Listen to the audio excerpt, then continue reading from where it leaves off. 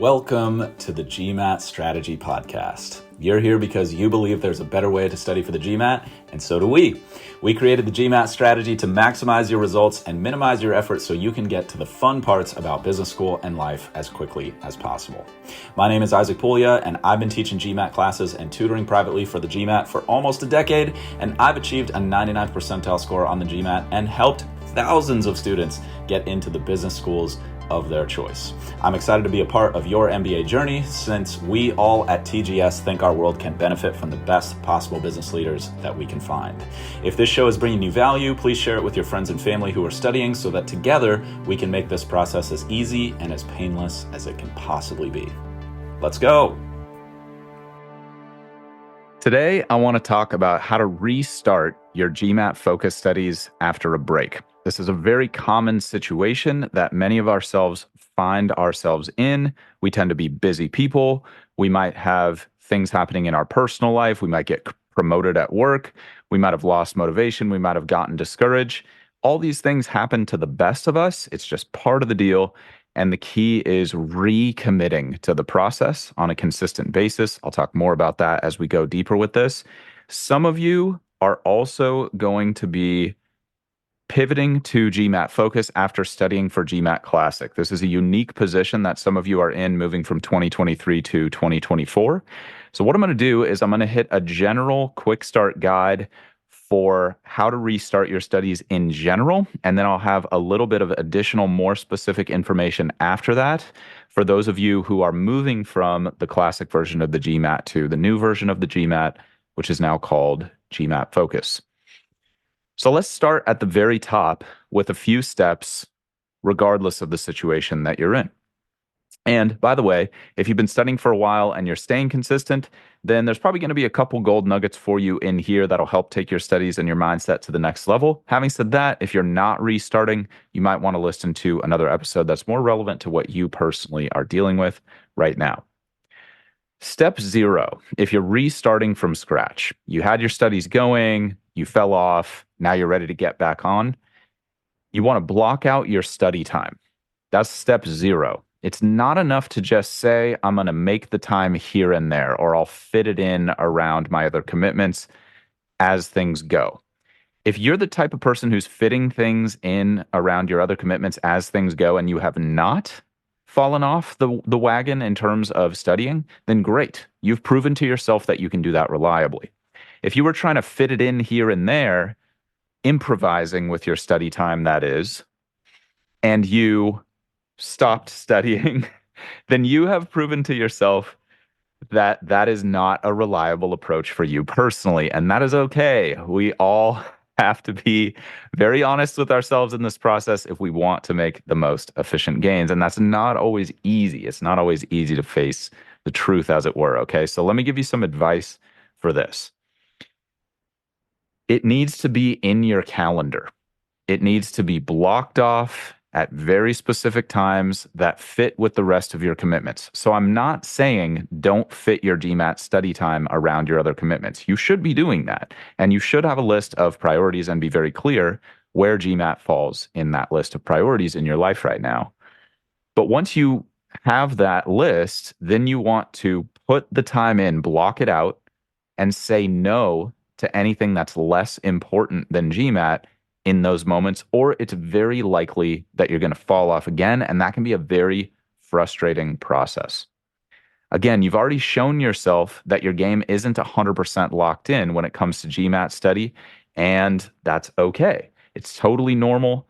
I don't know anybody who started at 100% success rate in a really difficult field. Most people who work in difficult fields, like getting really ridiculously high scores on really tough standardized tests, they started at 50% or they started at 1% and they slipped and they fell and they crawled and they scratched, and eventually they got up and walked and then ran and then sprinted without interruption to the finish line. So the key is going to be recommitting however many times it takes. It's not about perfection. It's about continual improvement, and that's how you get to that 100% level where you can keep all your commitments to the degree that you want to. That is such a rare thing. It's so valuable these days. It's kind of crazy to think about. But if you think about what is brand, brand is you know what to expect and they deliver consistently. That's brand. Brand is trust. And it's one of the most powerful forces in business. And you don't want to be creating the trust in other people that you're going to fall off and not keep your commitments. That's the wrong kind of trust. People trust you to not keep your commitments. That's a negative brand. Doesn't matter where you're starting right now, even if you have that brand with yourself. If you don't trust yourself to keep your commitments, now is a great opportunity to start doing that. And I'll give you some more tools for this later. I want to keep this dialed at the beginning, and then we'll go deep on this for those of you who need it. Some of you don't need this at all, and that's cool. I'm about to move on in a second. But brand is one of the most powerful forces in business. And if we're not capable of generating brand at the individual level, it's going to be much, much harder to generate it at the company level, whether that's internally with your company culture you're creating or externally with what your customers expect from you when you roll out new products. So if you struggle with keeping commitments, again, I'll circle back to that. But for now, the basic thing is put it in the calendar. All of you have experience using calendars and blocking off important times and important meetings and saying no to things because they're not as important as those other things. So make GMAT somewhere in that hierarchy.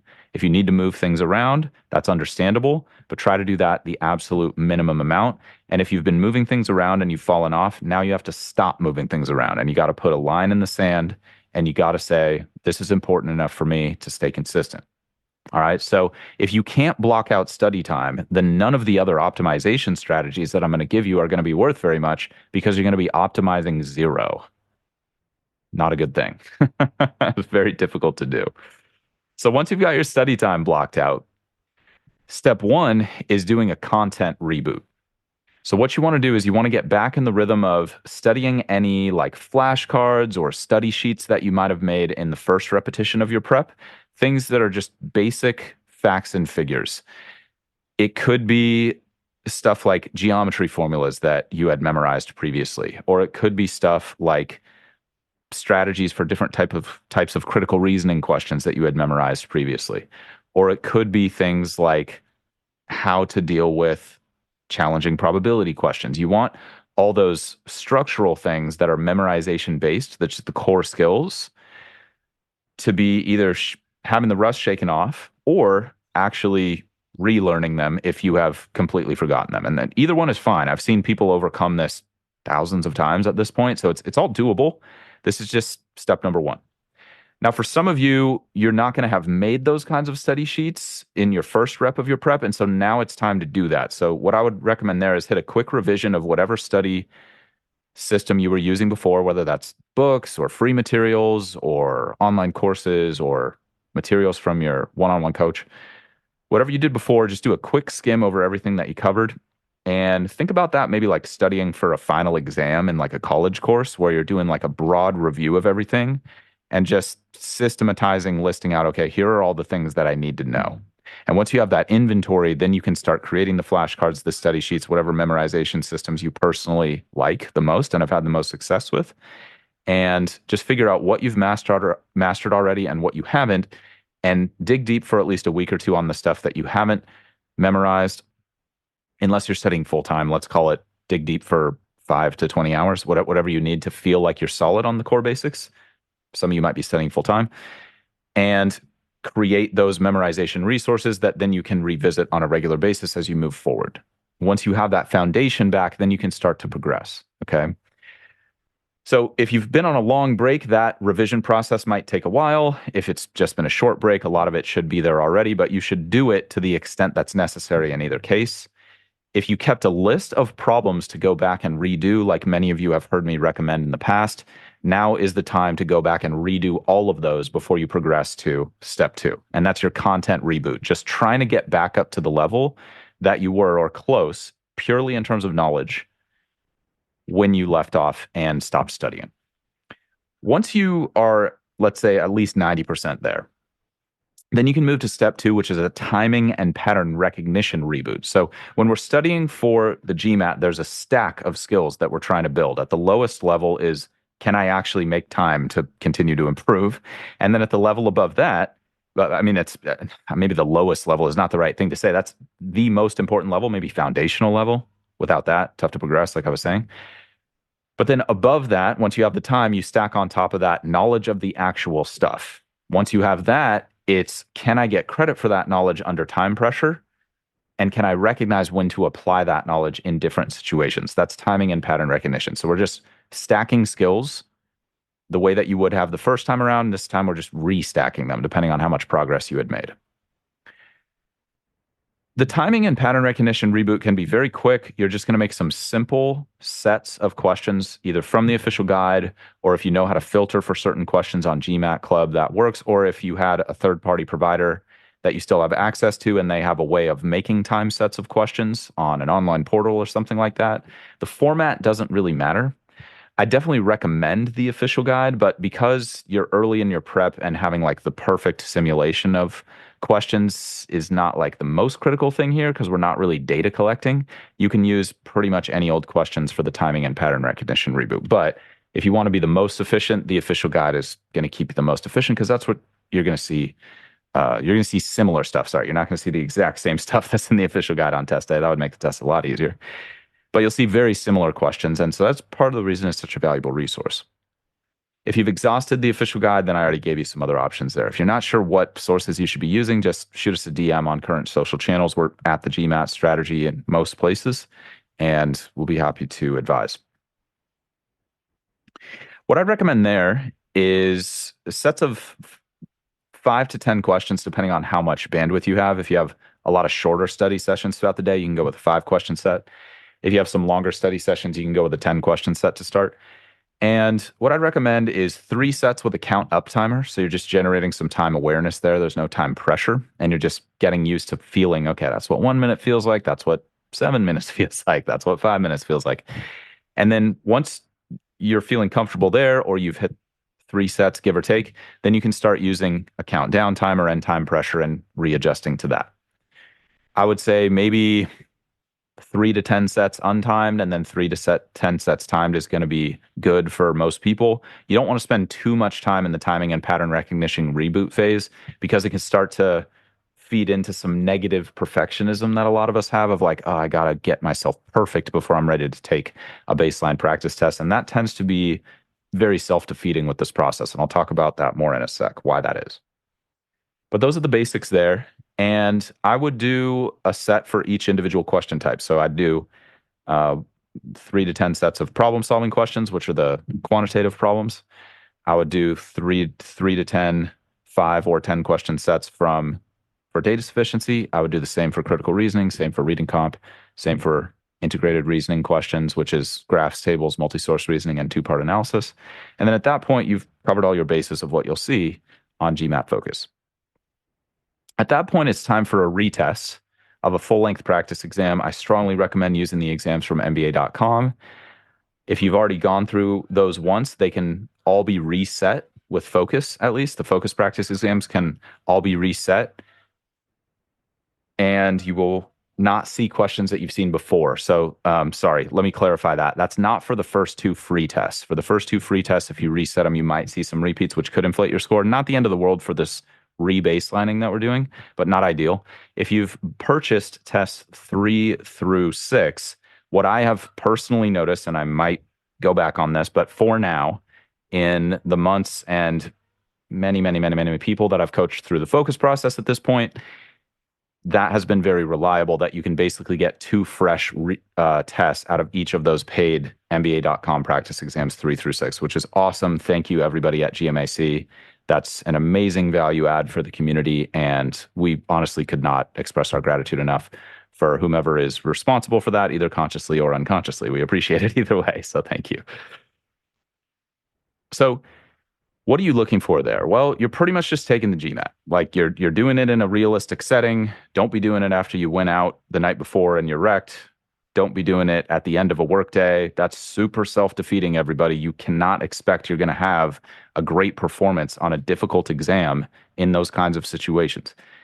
Maybe a few of you, for sure. There's always outliers. I don't want to ignore anybody, and many of us are outliers by choice. It's why we want to go to a competitive program in the first place. So yeah, sure. There's probably the person amongst you who can just start a GMAT at 10 p.m. and go till 1 a.m. or whatever and get an incredible score. If that's you, you're probably not struggling with this stuff too much anyway. But if that's not you, which is going to be 99.99999% of us, then please don't set yourself up for failure with this. You're trying to get good quality data. And the way to get good quality data that's actually going to help you optimize is to do a good quality job taking your practice test. Okay. So be in a quiet, controlled environment to the extent that you're capable. It doesn't have to be perfect, just make it the best that you can. Get the best sleep that you can the night before. Eat the best food that you can the morning of. Have the right exercise plan to the extent that you can. Again, you don't need perfection, but make it a good repetition, or you're not going to have good data, which is going to compound. That bad data is going to compound over every other decision you make, which is going to cost you a lot of time. The best way to do this stuff well is do it once the right way. Once you have taken that rebaselining test, you're going to pick 3 areas to focus on, no more than 3. I know what a lot of you are thinking, which is I need to work on 10 areas. I need to work on 5 areas. Like, I can do it. I'm superhuman. I believe you. I totally believe you. I'm trying to help you do this in the most efficient way. I'm sure that you could grind on 5 areas between practice tests. I get it. You are a superstar. That's why I'm making this podcast for you. I'm trying to tell you that that's going to work against you. It's not going to be the most efficient way. If you don't care about doing this the most efficient way, then grind on 50 focus areas between each practice exam. That's totally fine. If you want the most efficient way, limit it to 3. The top areas that you want to audit to be focusing on are timing, missing questions you know how to do, and below those 2 is content. If you're having timing issues, you want to address those first, because learning more content is probably not going to move your score if your timing is not good.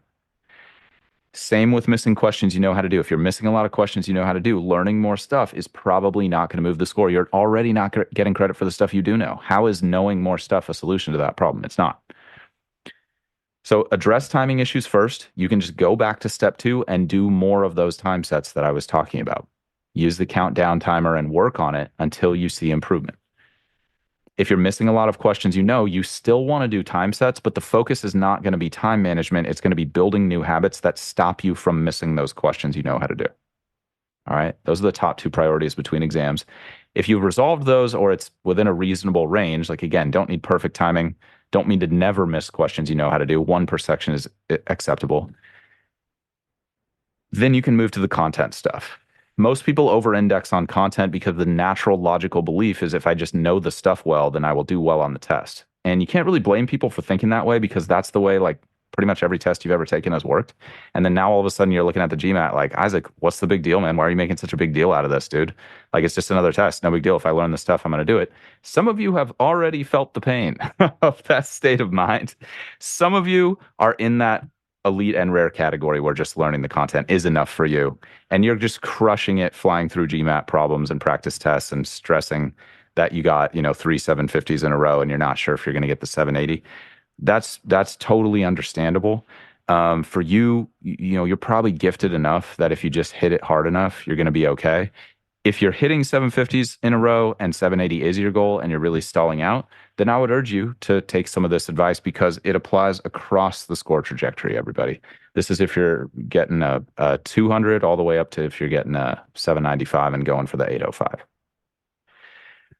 Let me give you some guidance on the content side. If you are going to pick some content focus areas, you want to pick the areas that are going to come up the most frequently. Now, some of you are super data nerds and you've already done a lot of collecting of data on what you're seeing on MBA.com practice exams, so you're already aware of what you're going to see more often than not. If you haven't done that, I'll shortcut it a little bit for you. Word problems are the most common in the math section, followed by equations, followed by exponents, followed by pure percents, followed by fractions, followed by divisibility, followed by probability, followed by counting. That's a rough order. It's not perfect. Different people are going to categorize things differently. I lump percent word problems into just word problems. That's probably something you're seeing a lot of on Focus. Those are the top areas in the quant section. In verbal, it's pretty much 50% reading comp, 50% critical reasoning. So should be splitting that somewhat equally in terms of prioritizing what to work on. Just look at the one you're missing more often. And then in data insights, again, it's going to be pretty straightforward for you to analyze data sufficiency versus multi-source reasoning versus two-part analysis. Like that's just, it's in there in the score report. You can see it. But the math content areas are a little broad, I think, to be useful for the average student. Something like rates, ratio, percent could be like 35 or more different things. So trying to help you streamline that a little bit. I hope that's helpful. Okay, so that's step three, is just an optimization reboot. So you're taking a practice test. It's almost like another baseline test where you're restarting, and you're using that to data collect so you know what to spend your time on, and you limit that to 3 areas maximum. It's also totally okay to have one or only 2 focus areas. You'll probably make faster progress the fewer areas you focus on. Once you got that, you're just going to create a study plan. And at that point, you're pretty much back to where you were before you took your break, or at least close. Again, you want to be all in on your focus areas. Try not to spread yourself. Do not spread yourself too thin. That's my advice. Don't just try, do it. And if you're not sure how to structure your study time or how to create an intelligent study plan once you have those focus areas that you know you need to work on, then go back a few weeks in time to the episode. I believe it's titled How to Structure Your GMAT Study Time. And in there, I go through a whole entire study plan, start to finish, and I talk about how to structure your individual study sessions intelligently and efficiently. So let's go a little bit further with some extra advice. If you're just rebooting and you feel complete and you're like, cool, that's what I needed, then by all means, go off and start taking action. I know a lot of you are super capable, super intelligent, hardcore beasts, and I appreciate and respect you so much. And I'm so excited to see the impact that you're going to have in your MBA programs and post MBA. For some of you, you're not feeling like you're on that beast mode level where you're super hardcore consistent and just crushing things all the time. So let me speak to that a little bit. And I hope that this lands well for you. But if it doesn't, I apologize in advance. I want you to know I'm trying my absolute best. I am seeking my fullest expression of my potential when I'm making these podcasts for you. And I'm trying to give you the absolute best advice that I humanly possibly can in the most efficient way I humanly possibly can. And I am still human, and I may fall short sometimes, and I apologize deeply. I promise to continue to get better and continue to serve at a higher and higher level to the extent that I am capable of doing so.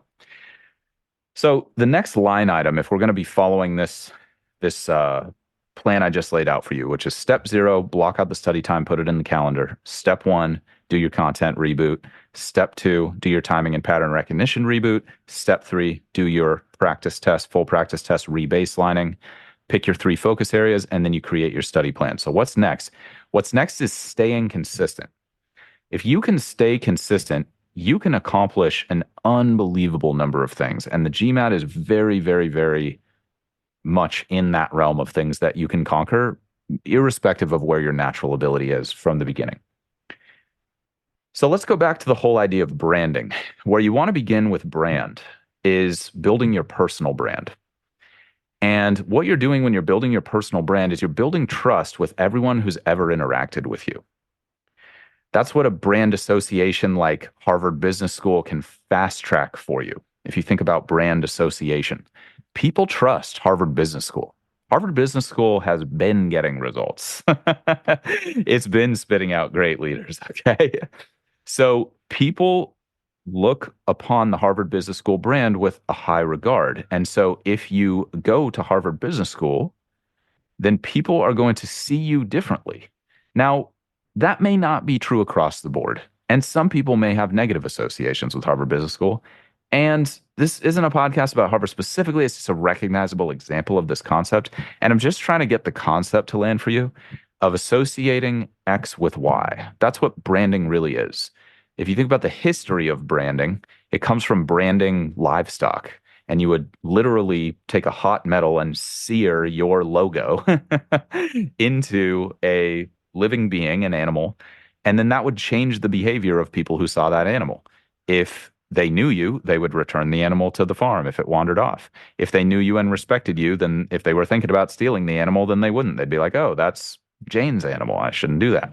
Yeah, that's all that brand is. So it's just a catch-all term for associating one thing with another thing. So when we're talking about elevating our brands, we want to think about building trust, and you want to think about what builds trust with people. Because if you become more trustworthy and you become more consistent and you become more capable of delivering consistent results, now you're becoming the kind of person that a top business school would want to align with because they're going to want to associate their brand with people like you because you're going to make them look good. And so a lot of this is about getting our values and our behaviors to align with the type of people who would be accepted at a top business school. It's almost like going to be an identity shift for some of you. If you've read Atomic Habits, great book that goes deep on identity shifting, not essential, but definitely a really, really interesting case study. So the first step to building brand and building trust is building it with yourself. We all know that the baseline of trust is keeping the commitments with yourself. If you can get better at that, then you can get better at keeping your commitments with other people, and then you become very, very capable of creating the kind of results that most of us want to create. And the key with this, like I was talking about before, is just starting small and building it over time. You want to recognize that this is a perishable skill and may always be a challenge for certain types of folks. Just the way I was talking about in the discipline episode a few weeks back, that discipline has really been a constant challenge for me throughout my life. And it's something that I just continue to work on. And I've just accepted I'm always going to be working on that. And I'm always going to be improving because I've just seen that the more disciplined I become, the better results I get. Like that, the happier, more fulfilled I am. It really is like that equation for me. Not saying it's going to be like that for you, but that's what I've seen. And the idea, again, is just to keep improving. So let's talk about what it means to keep improving. A commitment means you're going to see something through past the point of not feeling like doing it. That's what a commitment is. Anyone can stay committed when things are going well and it feels good. That's like so easy to keep commitments when you're feeling good. That's like committing to always eating the thing that sounds the tastiest. That's not a difficult commitment to keep. One of the keys to leadership that I've discovered, at least at the level that I'm at, recognizing many of you will be way beyond my level in terms of leadership, and some are not there yet, and that's fine. We're all here to learn from each other. I'm going to share what's worked for me. You can take it or leave it, depending on what you want. One of the keys I've found to leadership is teaching people how to keep their commitments. Because you want your teams to be as reliable as possible. Do you want to work for the person who can't keep his or her commitments? I don't. That's going to be super frustrating. Do you want to manage the team that can't keep their commitments? That's also going to be super frustrating. So if you can become the kind of person who keeps commitments, demonstrates the positive outcomes of keeping commitments, and inspires other people to keep their commitments, and you can instruct them on keeping their commitments, people are going to produce a lot better results when they're around you. And that makes you a very valuable person. The leadership is very valuable for a lot of reasons. A lot of people either don't know how to do this or they don't feel like they're capable of doing it. And that's why I want a lot of you to go to B school, because you have some limiting beliefs about what you're capable of. And I want you to know you're probably capable of way more than you realize right now. Some of you already realize that, which is cool. So here's the punchline. Making commitments is the easy part. That is so easy. Anyone can say, I'm committed to excellence. That takes like zero effort. Keeping commitments is what matters. If you're a Seinfeld fan, I always remember the episode where he rents a car. It's probably worth YouTubing. I think it's funny. Some of you might not. But he goes to the car place and he's got a reservation and they've rented out the car that he had reserved. And it's a very, I'll try not to ruin it for you. Anyway, comic relief there. But keeping commitments is the thing that counts. Some of you don't struggle to keep your commitments, and that's part of the reason you're so successful. And you don't even think about it. For you, what might be helpful to recognize is a lot of people struggle to keep their commitments.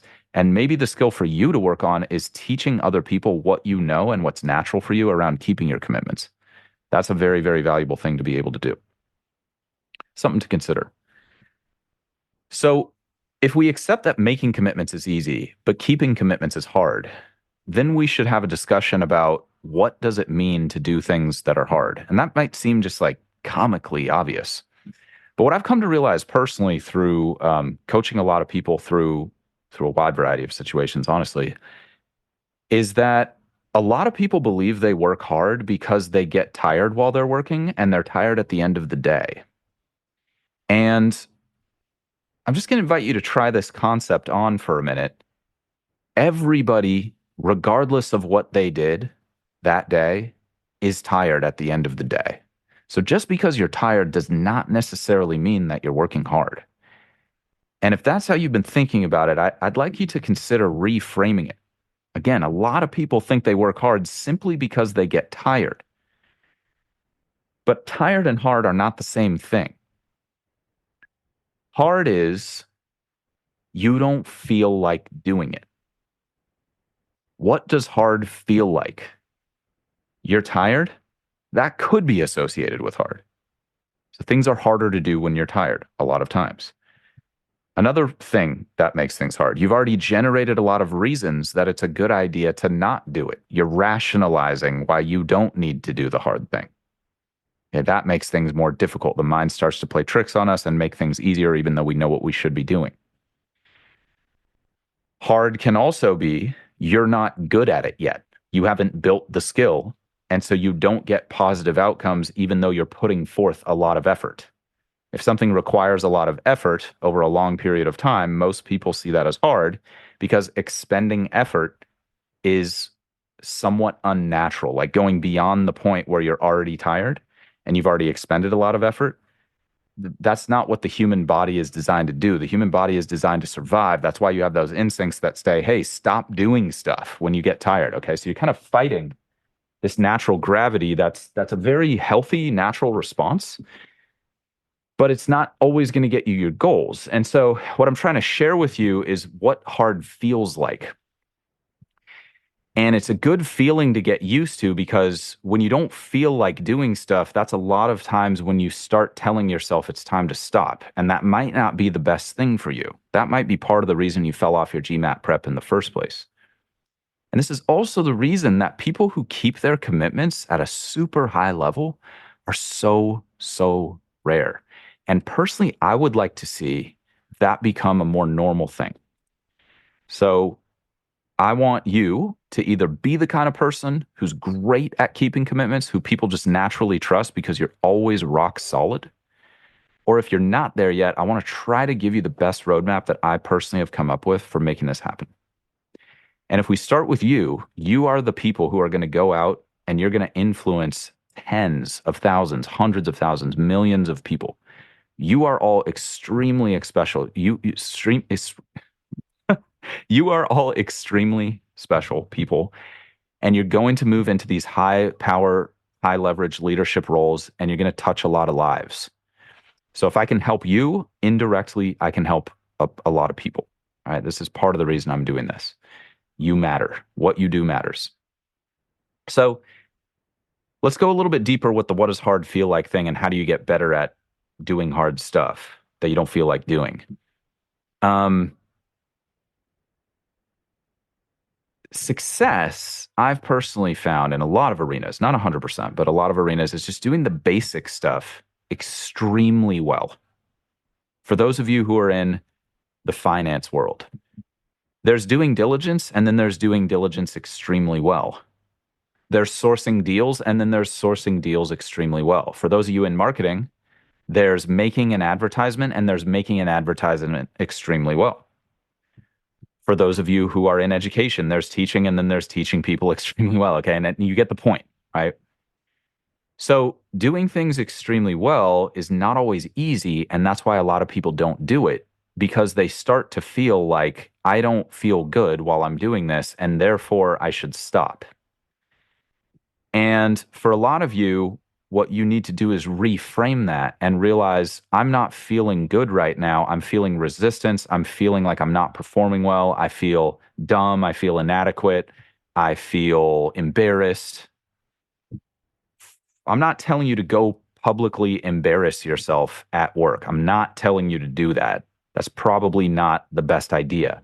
I'm saying, like, in private, between you and yourself, when you realize you just haven't kept your studying commitments for 3 days in a row or 3 weeks in a row or 3 years in a row, and you're embarrassed, like you are embarrassed of yourself by yourself. And if that's happening for you, that's okay, man. That's where I started. I started at, I don't want to say the bottom because I'm sure there's people who've been lower than I was. I'll spare you the sob story. I started low. Okay. Low. Let's just leave it at that. And all that stuff can be transcended. And if you're starting there, I want you to know that that can become the strongest foundation that you can build on. And you can get where you want to go. Like it's totally doable. I've seen it so many times at this point. It's just like a reality of my everyday life. This is like what I help people do a lot of times. Um, so what you want to start doing is associating hard with doing something right, not doing something wrong, because a lot of us have this very logical, very like naturally hardwired, almost subconscious assumption that if I'm not feeling good while I'm doing it, then it is the wrong thing to be doing. And that might be true. Again, none of this is psychiatric or psychological advice. If you're having serious mental problems, then please seek out the help of a professional. I'm talking to people who are psychologically at least meeting the baseline standard here and are just like, dude, Isaac, I need to hear this. Thank you for telling me this. Okay. And if that's not you, that's cool too. So when you can start to reframe struggling with things, not making progress as fast as you want to see it, feeling like you're not going to get there, those kinds of feelings, if you can associate that with thinking you are maybe doing the right thing because it is hard, that's when you can become a better competitor. A lot of people don't like to talk about competition. It makes them feel uncomfortable.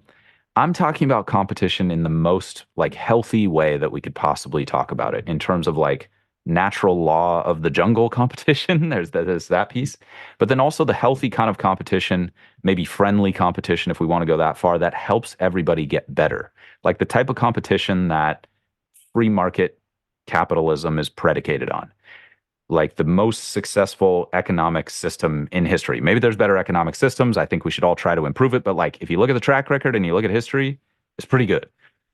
Um, so becoming a better competitor is not always about beating other people or like winning at a zero sum game, although some of you are motivated by that, and I have no judgment around that. Honestly, I don't.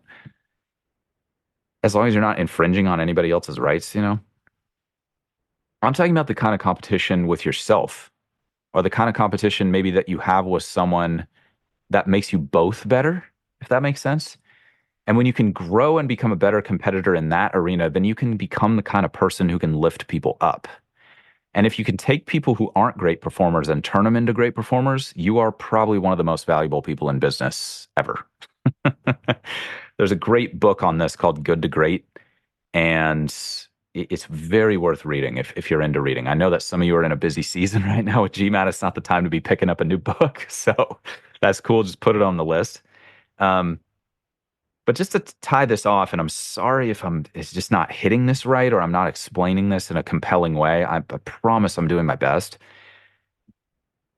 It's about that reframe and becoming the kind of person who intellectually can recognize the difference between the good hard, the hard that's making you stronger, better, faster, getting you closer to who you want to be and what you want to have, and the bad hard, which is like drama in your relationships that's unnecessary.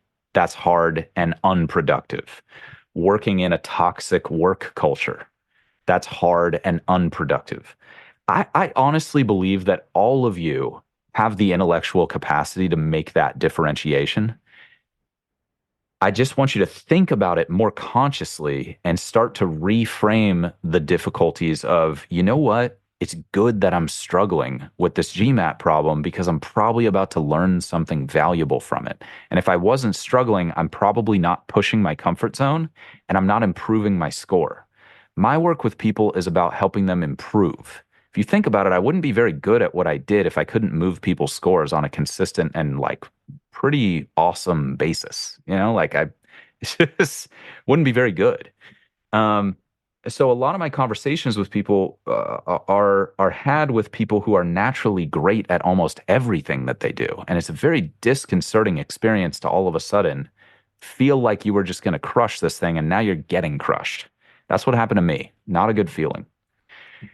So that was a really valuable experience for me. And I'm trying to shortcut the process for you so that you don't have to go through 8 months of study like I did and see your GMAT score go down just to like realize what I'm telling you about here, which is your version of hard right now might not be hard enough.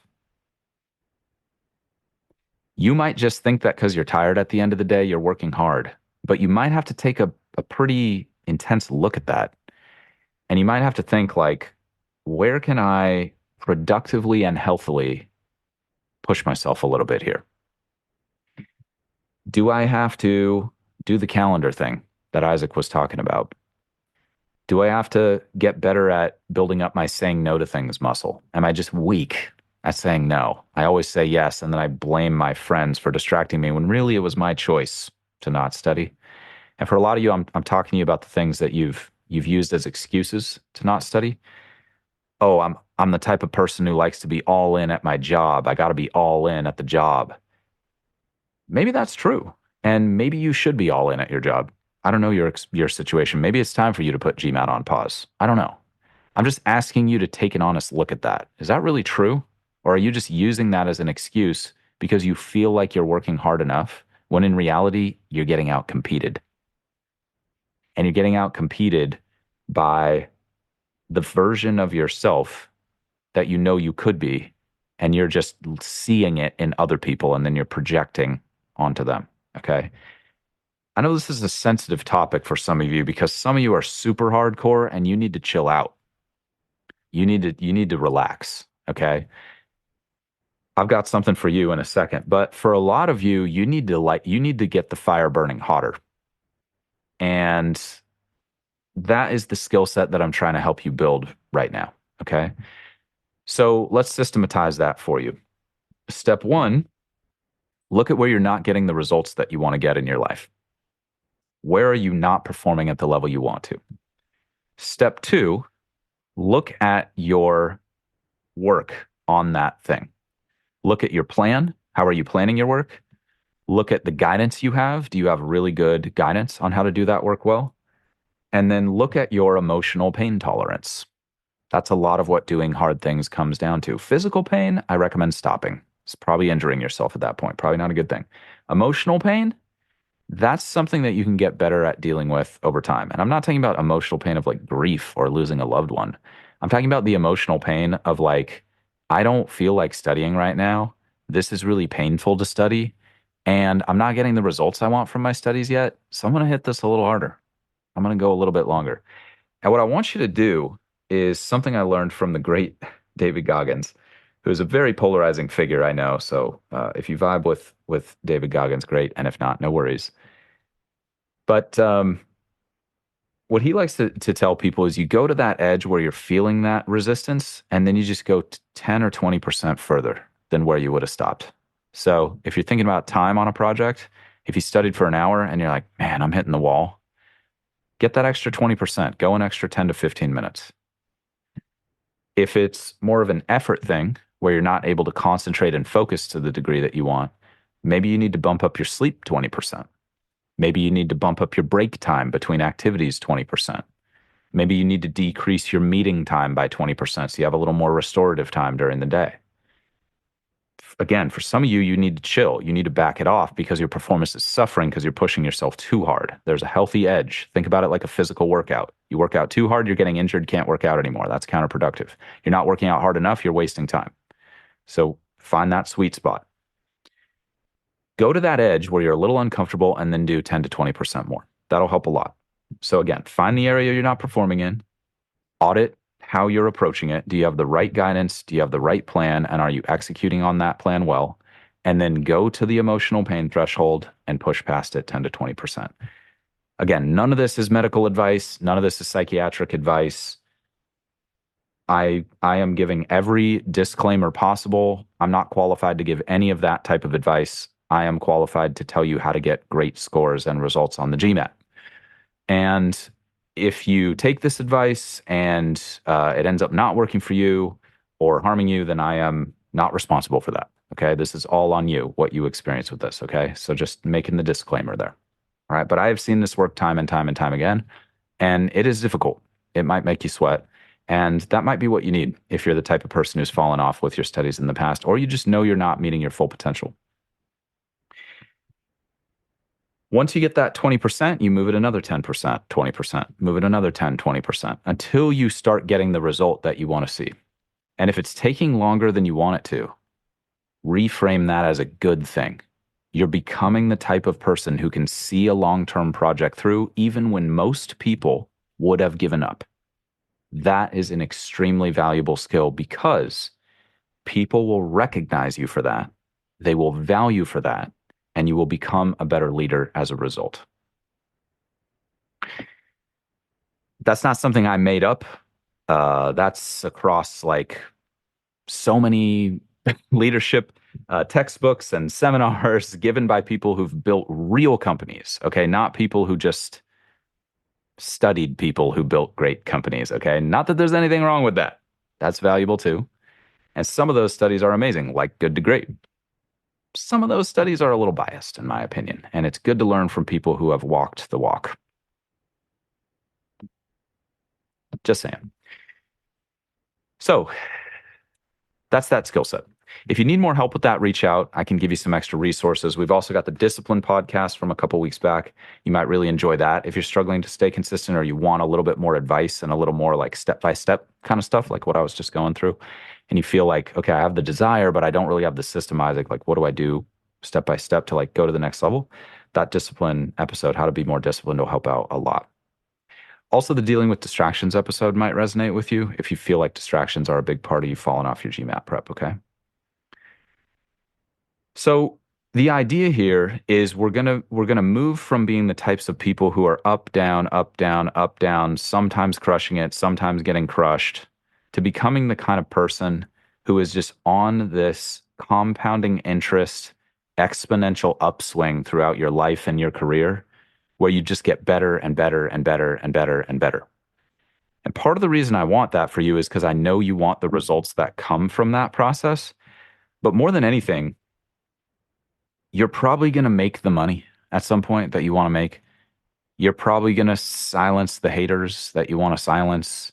You're probably going to get the corner office or the badass title or the whatever, like you're probably going to get that stuff.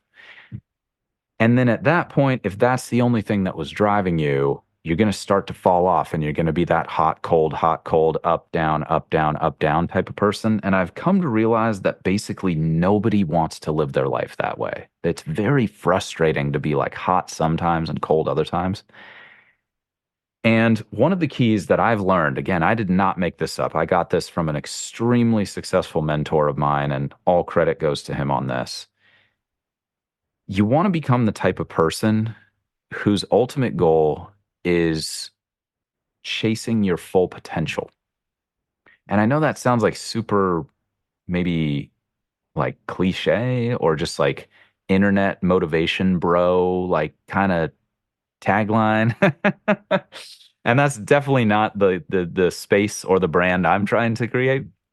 And maybe I'm subconsciously creating that right now. That's terrifying.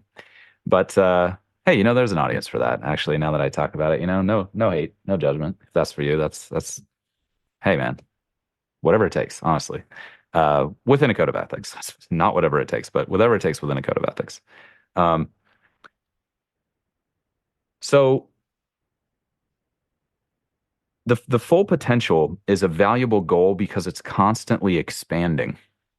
Like every time you get better, the potential things that you could do also gets better. It's like as you level up, what you're capable of leveling up to also levels up. It's kind of like this never-ending process. And for some of you, that potential is going to move from your career to your family to nonprofit work to spiritual growth. I mean, it could be so many different things at different seasons of your life. But if you can make that the core of your motivation, you're 100 times more likely to become that person who's on that constant upslope, and you're not just like hitting a goal and then falling off, and then hitting a goal and falling off, and then hitting a goal and falling off. So if that's compelling for you, that's what I recommend. And I've hopefully given you a couple simple tools that'll help with that. So Most of us getting into the next step after you've created the consistency that you want is learning how to get better at handling when you fall off your commitments, when you accidentally don't live up to your agreements with yourself, when you were really genuinely putting your best effort forward and you still just fell short. That's going to happen, especially if you're pushing yourself. And so the idea is to become faster at recommitting.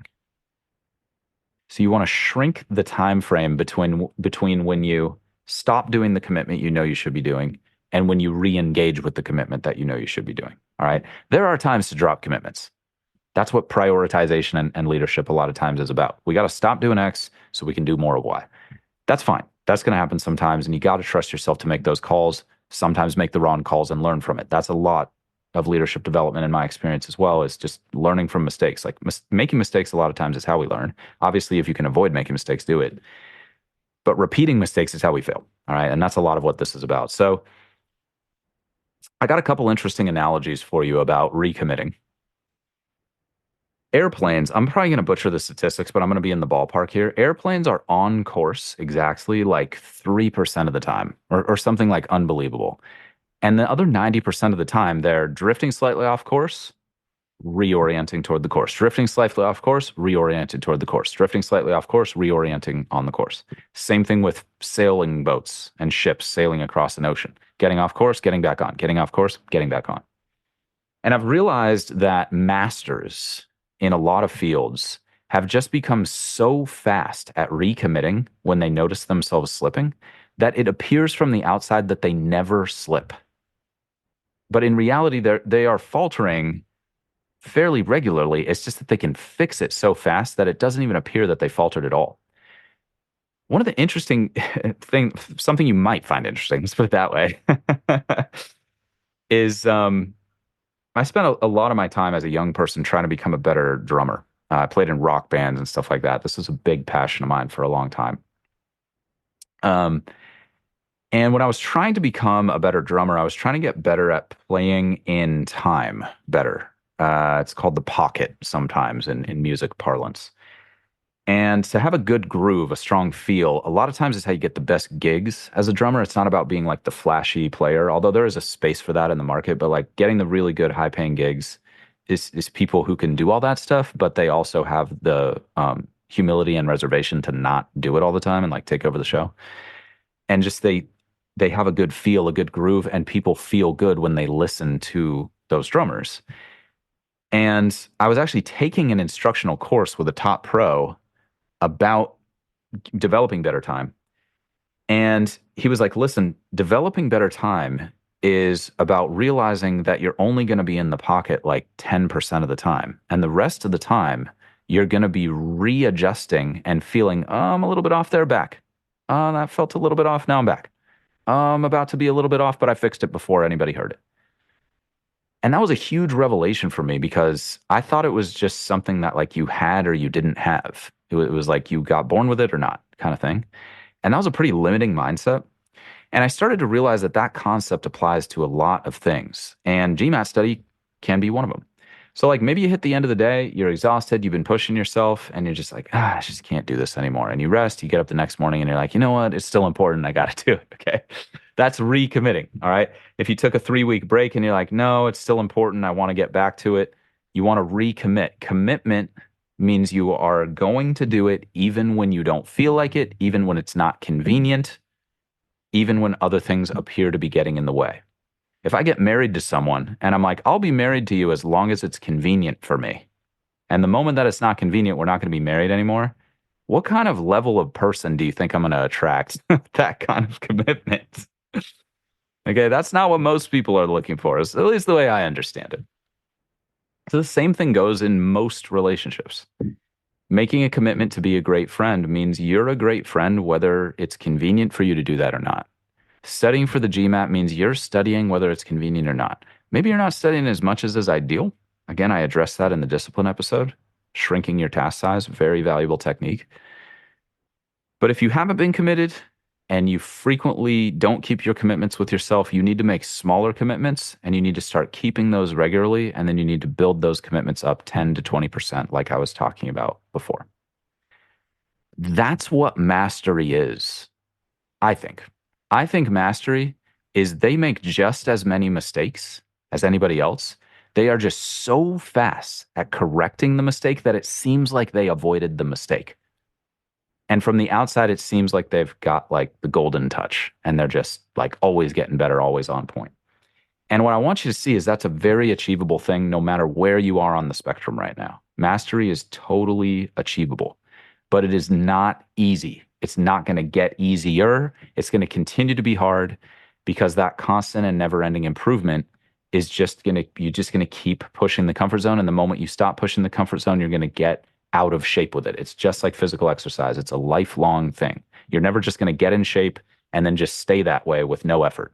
That's unless you're addicted or obsessed with working out. That's not discipline, though. That's just you doing something that you like anyway. Like that. That's not discipline. That's like the guy who likes drinking beer every night and he just goes and drinks beer every night. That's you, except you just like going to the gym. Okay, that's not discipline. That's the opposite of discipline. Okay, just saying. Mastery is one step below perfection, I think, and I think we should chase perfection. I don't know if it's a reasonable expectation that we're always going to be perfect. I think that's pretty unreasonable, difficult to do, maybe even unhealthy, depending on your views. But mastery is very attainable, and mastery is not perfection in my book. It's that level below perfection where you're just falling off, getting back, falling off, recommitting, recommitting, recommitting, and you're just getting faster and faster and faster at that recommitting process. That's what I've got to say about that. I apologize if I went too long on that. I hope some of that landed.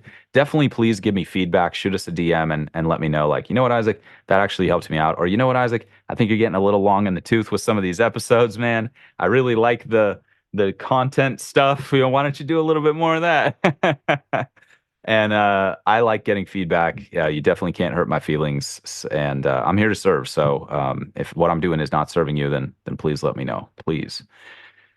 All right, last step. If you're not seeing results, get help. You don't have to do this alone. You might need a structured, self-paced GMAT study program. You might need a productivity coach.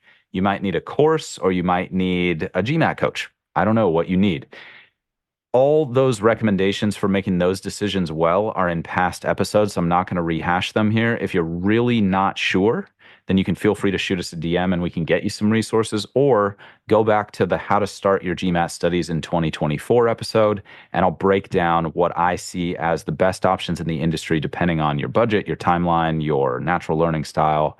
I'll give you the whole start to finish breakdown, okay? So let me finally get into if you're moving from GMAT Classic to GMAT Focus, and let me give you some quick advice here. Number one, understand that the score scale is different. GMAT Focus scores, overall three-digit scores, are 45 points lower than GMAT Classic scores. So if you were targeting a 700, now you're targeting a 655. If you were targeting a 750, now you're targeting a 705. If you were targeting a 650, now you're targeting a 605. All right, most important adjustment, high level, moving from Classic to Focus. Second, moving from Classic to Focus is the sub-scores are on a different scale as well. So it used to be 0 to 51 in quant, 0 to 51 in verbal, and 1 to 8 in integrated reasoning. Now it's, I don't even know what the bottom of the score is. I have basically no occasion to look at it. I think it's 60 to 90 is the score scale. Forgive me if I don't know the low range. It's just like not important for the work I do. But 90 is a perfect score now in quant, verbal, and data insights. And I think 60 or 30 is the lowest score, but like it's not possible to actually get that score. I don't know. I don't understand all the statistics behind it, but 60 is low, 90 is high. Let's put it that way.